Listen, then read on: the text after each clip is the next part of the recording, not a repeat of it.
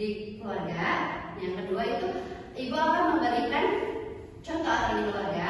Yang ketiga itu ada ibu memberikan manfaat atau di keluarga. Dan yang keempat itu ibu memberikan akibat kalau aturan tidak dipatuhi. Terus yang kelima itu contoh perilaku sopan untuk patuh dalam keluarga seperti itu. Nah, itu tuh nanti kalian dalam setiap kelompok itu kan memiliki topik berbeda-beda. Nanti kalian berkumpul dengan subtopik yang sama. Itu adalah masuk kelompok ahli gitu. Jadi kelompok ahli itu misalnya terus Wida itu memiliki subtopik yang sama gitu. Subtopiknya pengaturan ya, pengertian aturan.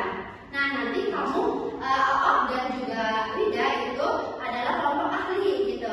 Sesudah kalian mengerjakan tugas atau PD yang diberikan kelompok ahli, kalian berkumpul lagi kelompok asal. Kelompok asal yang mana tadi ya? Yang tadi.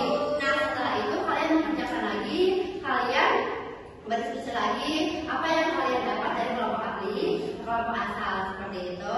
Setelah itu ibu minta satu orang dari kelompok perwakilan kelompok untuk presentasi. Mengerti? Oke, sekarang ibu bagi kelompok dulu ya. 1, 2, 3, 4, 5. Ini kelompok 1, 1, 2, 3, 4, 5, kelompok 2, 1, 2, 3, 4, 5, kelompok 3 ya. Sekarang berkumpul nomor 1 sama nomor 1.